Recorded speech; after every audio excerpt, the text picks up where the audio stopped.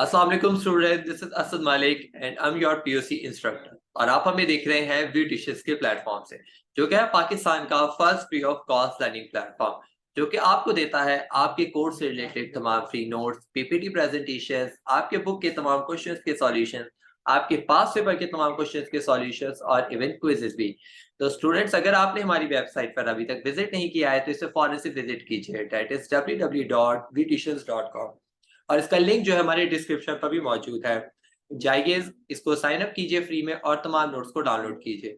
Okay students, आज हम जिस टॉपिक पे बात करेंगे वो होगा हमारा chapter 6, that is joint stock company, जिसके बारे में हम ऑलरेडी काफी ज्यादा वीडियोस बना चुके हैं इसके तमाम लेक्चर्स की। ये इसका लास्ट लेक्चर है जो कि है कंपनी शेयर्स और डिवेंचर्स के बारे में। तो स्टूडेंट्स, अगर आप हमारे चैनल पर नए हैं, आपने इसे अभी तक सब्सक्राइब नहीं किया तो इसे फौरन से सब्सक्राइब कीजिए और बेल आइकन को भी प्रेस कीजिए ताकि आने वाली तमाम लेटेस्ट अपडेट्स आपको मिलती रहे। तो स्टूडेंट्स, आज हम टॉपिक को डिस्कस करेंगे, वो बहुत ही इंपॉर्टेंट है आपके एग्जाम्स के लिहाज से। तो वीडियो को एंड तक देखिएगा और इसको मिस मत कीजिएगा, क्योंकि ये टॉपिक सिर्फ आपके कोर्स से रिलेटेड ही नहीं बल्कि आपकी लाइफ से रिलेटेड भी काफी ज्यादा इंपॉर्टेंट है। तो आपके इसको समझने के बाद आपके आने वाले टाइम में बहुत सी चीजें आपके लिए आसान हो जाएंगी समझना। तो students, company shares and debentures को समझने से पहले एक कंपनी को समझते हैं कि कंपनी जब बनाई जाती है, समझो कि एक इसको एग्जांपल के साथ एक कहानी की तरह समझते तो आपको शेयर्स एंड डिबेंचर्स का डिफरेंस भी समझ आ जाएगा। कि अगर फॉर एग्जांपल 10 से 12 लोग हैं, उन्होंने डिसाइड किया कि वो कंपनी बनाते हैं। वो कंपनी बनाने के बाद उन्होंने उनके पास कुछ कुछ पैसे थे जो कि उन्होंने सबने इंक्लूड किए एज अ पार्टनरशिप। समझे कि वो एक पार्टनरशिप बिजनेस था, उन सब ने मिलकर एक डिसाइड किया कि कंपनी बनाते हैं। उसके बाद वो अपनी पार्टनरशिप बिजनेस को वो एक्सटेंड करना चाहते थे, उसको बढ़ाना चाहते थे। तो उन्होंने क्या किया कि एज अ कंपनी उसको रजिस्टर करवाया कि हम इसको एक कंपनी बनाना चाहते हैं। आइदर इट्स अ प्राइवेट और अ पब्लिक, कोई भी वो डिसाइड कर सकते हैं। ठीक है। फॉर एग्जांपल मैं एग्जांपल दे रहा हूँ कि पब्लिक कंपनी वो बनाना चाह रहे थे, उन्होंने पब्लिक कंपनी के लिए रजिस्ट्रेशन करवाई, मेमोरेंडम ऑफ एसोसिएशन रेडी किया, आर्टिकल ऑफ एसोसिएशन बनाया, प्रोस्पेक्टस बनाया और काफी ज्यादा डॉक्यूमेंटेशन के बाद जब उनको एक लाइसेंस मिल गया कि they can start the company, they can के इशू द शेयर्स। ठीक है, क्योंकि कंपनी को स्टार्ट करने से पहले भी एक प्रोसेस होता है कि आपके पास जब आप अपने शेयर जो है वो मार्केट में बेचते हैं, तो एक लिमिटेड अमाउंट, जब मतलब कि फॉर एग्जांपल आपका प्रोडक्ट है, आपने मार्केट में भेजना है। अगर आप एक स्पेसिफिक अमाउंट ऑफ प्रोडक्ट जब बेच लेंगे, तो ऑटोमेटिकली जो होगा उस कंपनी को पता चल जाएगा कि हाँ, मेरा प्रोडक्ट जो है वो ठीक जा रहा है, तो मुझे इसको प्रोडक्ट को आगे बढ़ाना चाहिए। जैसे कि बहुत से प्रोडक्ट जो होते हैं ब्रांड वाले होते हैं, वो एक एक्स्ट्रा प्रोडक्ट ले आते हैं, एक नया प्रोडक्ट ले आते हैं। इवन पेप्सी वाले, कोका कोला वाले डिफरेंट डिफरेंट फ्लेवर्स को मार्केट में लाते रहते हैं और कुछ फ्लेवर्स चल जाते हैं और वो फिर हमेशा भर के लिए रहते हैं। जैसे कि आप स्टिंग की एग्जांपल ले लें, स्टिंग भी दो फ्लेवर्स में आई थी, येलो और रेड में। लेकिन येलो को इतना वो वैल्यू नहीं मिला, इतना उसको फेम नहीं मिला जितना कि रेड को मिला। और आप रेड जो है एक सोडा का एक पार्ट बन चुका है। ये उन्होंने कभी नहीं सोचा होगा कि ये रह जाएगी और येलो रह जाएगी, क्योंकि जो एक बंदा माइंडसेट बनाता है वो यही सोच के बनाता है कि मेरे दोनों प्रोडक्ट बिकेंगे। तो इस तरीके से क्या होता है कि जब आप कंपनी के अपने शेयर बेचती है, तो वो यही सोच के बेचती है कि हमारे सारे के सारे शेयर बिक जाएंगे, जितनी हमने एक रेंज रखी है या जितनी हमने एक डिसाइड किया था कि इतना तो हो जाएँगे। लेकिन अगर फॉर एग्ज़ाम्पल वो नहीं होते, तो क्या होता है कि कंपनी आपकी रजिस्टर्ड नहीं होती है, वो आपका लाइसेंस जो है वो कैंसल हो जाता है। तो फॉर एग्ज़ाम्पल आपने उतने कस्टमर्स को मीट कर लिया, उतने शेयर होल्डर्स को आपने मीट कर लिया, आपके शेयर उतने बिक गए। तो फिर क्या हुआ कि इट मीन्स कि आपको एक कमेंसमेंट सर्टिफिकेट मिल जाएगा कि आज से आप कंपनी जो है, आज से लेकर आप अगले दिनों जब भी आप स्टार्ट करना चाहें कंपनी को, आप स्टार्ट कर सकते हैं। तो ये सारी चीजें डिटेल में पिछले लेक्चर में बता चुका हूँ, तो वो आप उस पे लेक्चर में डिटेल से देख सकते हैं। अच्छा, अब आपने डिसाइड कर लिया कि भाई ठीक है, कंपनी बनानी है, आपने कंपनी बना ली। कंपनी बनाने के बाद अब आपको पैसों की ज़रूरत है, क्योंकि आपके 10 लोगों के पास एक लिमिटेड पैसे थे। कंपनी बनाने का मकसद ये होता है कि आप जो है एक आपके पास जो है वो रिसोर्सेज़ जो है वो अनलिमिटेड हो। इतने अनलिमिटेड हो कि आपको जब कुछ करना हो या अपने बिज़नेस को एक्सपेंड करना हो, तो आपके पास इतना पैसा हो या इतनी इन्वेस्टमेंट हो कि आप उसको एक बड़े स्केल तक लेके जा सकें। तो इसलिए कंपनी को फॉर्म किया जाता है। तो जब आपको पैसे रेज़ करने हैं, तो स्टूडेंट्स, उस कैपिटल को या उस पैसों को बोला जाता है कैपिटल, ठीक है, जो कि इन्वेस्टमेंट होती है, ठीक है। और क्या होता है, एक और वर्ड यहाँ पर आपने समझना है कि हर कंपनी के पास एक लिमिट है कि वो एक लिमिटेड अमाउंट जो है वो पब्लिक से उठा सकती है। अब ऐसा नहीं है कि जिसका मुंह उठाया वो, और वो जो है पूरे पाकिस्तान से, पूरी दुनिया से पैसे इकट्ठा करना शुरू कर दे, ऐसा नहीं होता। एक कंपनी है, समझो कि एक हेड ऑफिस है इन कंपनीज को संभालने वाला, उसको हम बोलते हैं SECP, जो कि बहुत ही एक इम्पोर्टेंट एक इदारा है, जिसका security exchange commission of Pakistan, ये जो है तमाम कंपनीज को कंट्रोल कर रहा होता है। और इसके मुताबिक जो है हर कंपनी का अलग एक रेंज होती है, वो उससे ज्यादा जो है वो पैसे जो है वो रेज नहीं कर सकती, मतलब वो इतने, इससे ज्यादा जो है वो आवाम से पैसा नहीं ले सकती। ये सिक्योरिटी बेसिस की वजह से और डिफरेंट डिफरेंट रीजंस होते हैं, जिसकी वजह से कंपनी एक जो है एक कि एक बैरियर लगा देती कि इससे ज्यादा आपने पैसे नहीं मार्केट में देने। तो इट मीन्स कि उस अमाउंट को, उस बैरियर को हम बोलते हैं ऑथराइज्ड कैपिटल, ठीक है। ऑथराइज्ड कैपिटल मतलब कि कंपनी इतनी जो है अमाउंट जो है वो मार्केट से ले सकती है।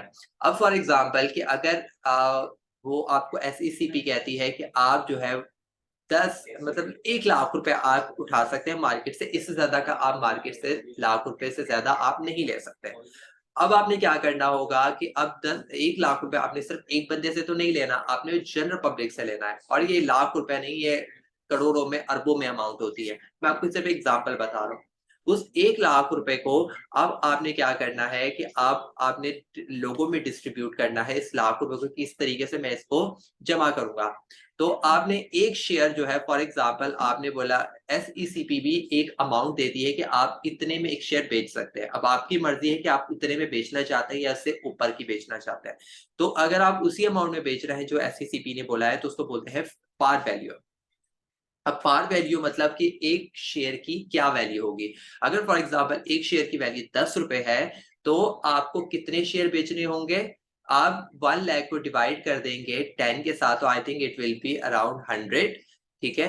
तो इस तरीके से आप जो है वो 100 कि 10,000 जो भी उसका आंसर आएगा, जब आप 1 लाख को 10 से डिवाइड करेंगे तो इट विल बी अराउंड 10,000, और यही अमाउंट आएगी समथिंग, ठीक है। तो इट मीन्स कि आपने 10,000 जो है वो शेयर बेचने होंगे मार्केट में, तब जाके जो है वो आपको 1 लाख रुपए की अमाउंट मिल जाएगी, ठीक है। फिर से मैं सब रिपीट कर देता हूँ कि 1 लाख रुपए आपने लेना है, 1 लाख रुपए आपने मार्केट से उठाना है। एक जो है आपके पास शेयर जो है उसकी अमाउंट 10 रुपए है, तो इट मीन्स कि 1 लाख को जब आप डिवाइड करेंगे 10 के साथ, तो द आंसर विल बी 10,000।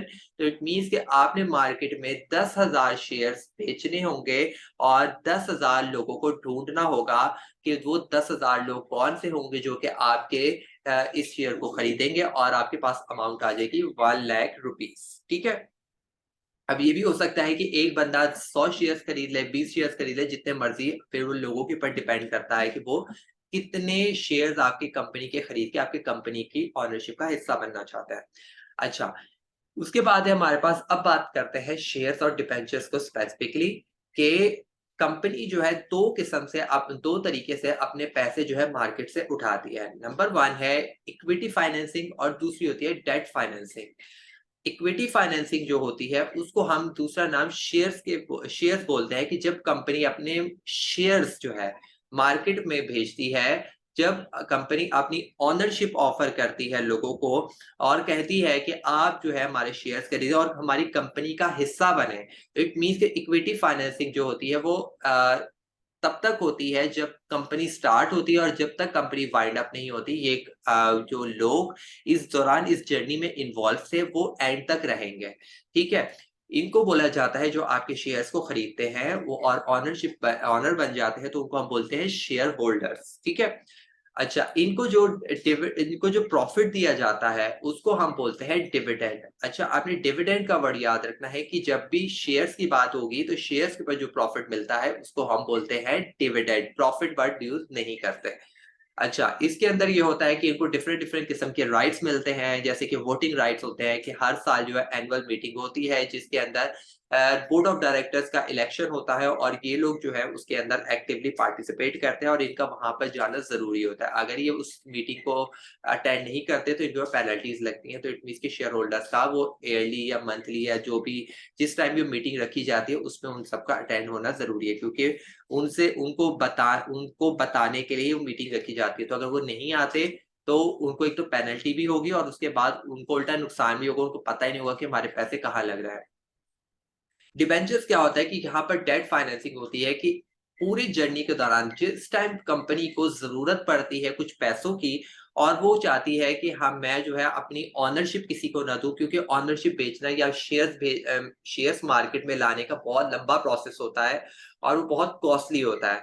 तो कंपनी जो है कहती है कि मुझे तो ये एक स्पेसिफिक नीड है, कुछ टाइम के लिए मुझे इतने पैसों की जरूरत है और इस टाइम के बाद मेरी नीड पूरी हो जाएगी। मतलब फॉर एग्जांपल एक बहुत बड़ी इन्वेस्टमेंट करनी है कंपनी ने, तो कंपनी अपने शेयर्स नहीं बेचेगी बल्कि अपने डिबेंचर जो है वो मार्केट में भेजेगी और उसको लोग खरीदेंगे और आपके डेट डिबेंचर होल्डर्स बन जाएंगे। डिबेंचर होल्डर्स जो होते हैं इनको डिविडेंड नहीं दिया जाता, बल्कि ये जो क्या करते हैं कि ये आपको एज अ लोन पैसे दे रहे होते हैं और लोन के रिटर्न में आपको पता है कि क्या मिलता है, इंटरेस्ट। तो इट मीन कि इनको इंटरेस्ट मिलता है, इनको डिविडेंड नहीं मिलता। ठीक है। उसके बाद है हमारे पास टाइप्स ऑफ शेयर्स। अच्छा, टाइप्स ऑफ शेयर बेसिकली दो मेन किस्म के दो टाइप्स होते हैं इसके, कॉमन शेयर्स और दूसरा होता है प्रेफरेंस शेयर। दो मेन टाइप्स यही होते हैं। ठीक है। The third one is deferred shares, लेकिन मैं उसको डेफर्ड शेयर्स को बाद में समझाता हूँ। पहले अगर ये दोनों चीजें अगर आपको समझ आ जाएंगी तो डेफर्ड शेयर इतना मुश्किल नहीं है समझना।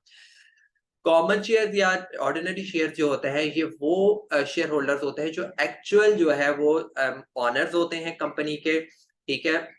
ऑनर जो है वो प्रेफरेंस शेयर वाले भी होते हैं, लेकिन जो एक्चुअल जो है ना ऑनर उसी को बोला जाता है जो कि कंपनी के लॉस और प्रॉफिट दोनों में इक्वली पार्टिसिपेट करे।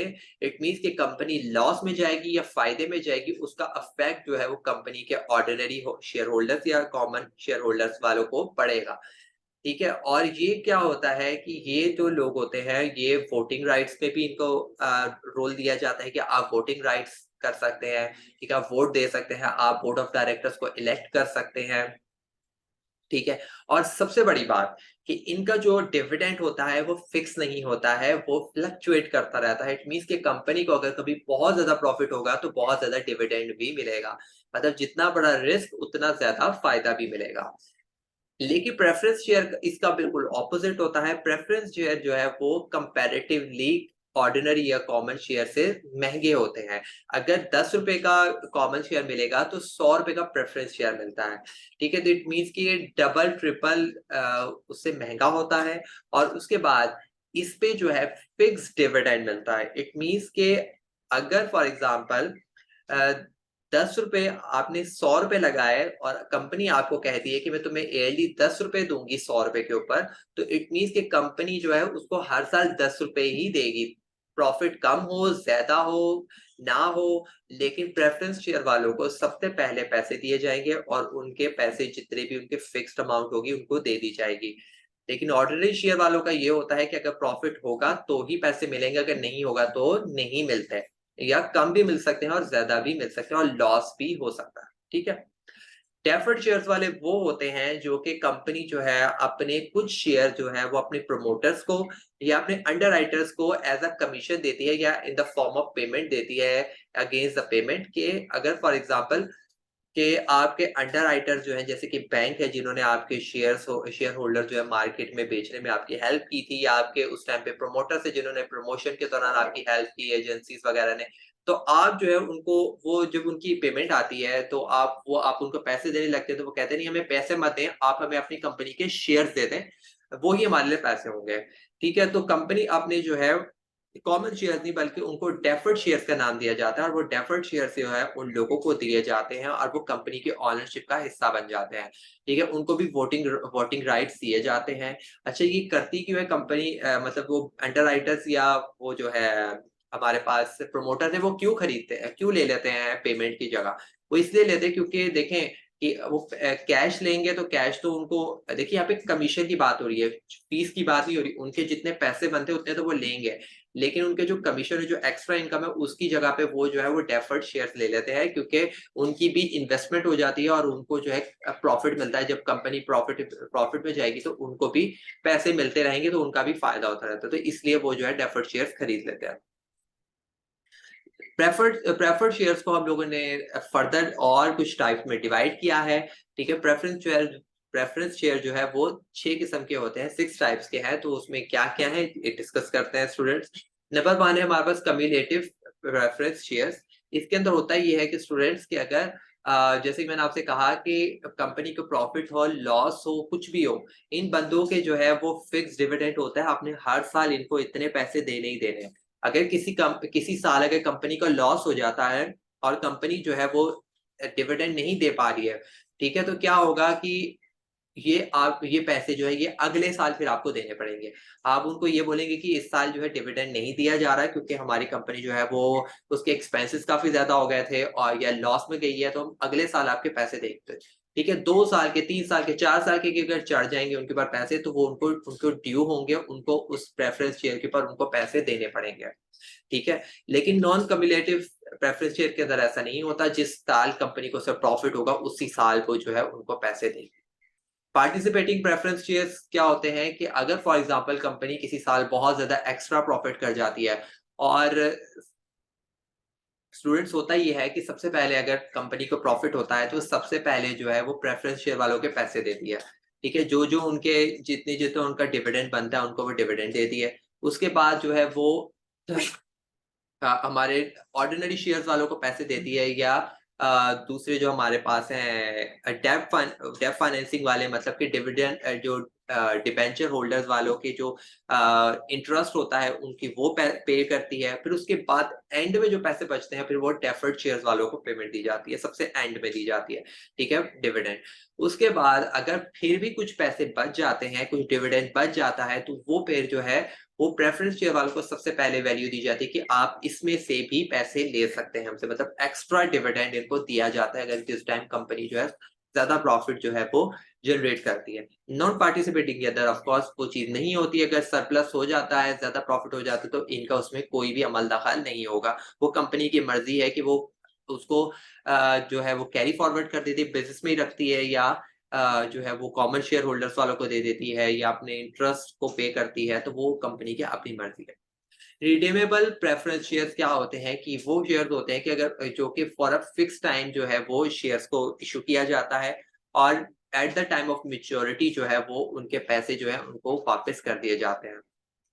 लेकिन नॉन रिडीमेबल प्रेफरेंस शेयर के अंदर क्या होता है कि ये जो है ये कंपनी के स्टार्ट से लेकर कंपनी के एंड तक जो है ये उसके हिस्सा रहते हैं, और ये किसी टाइम भी जो है अपने पैसे या अपनी इन्वेस्टमेंट जो है वो विड्रॉ नहीं करा सकते, अपनी पेमेंट को रिडीम नहीं करा सकते।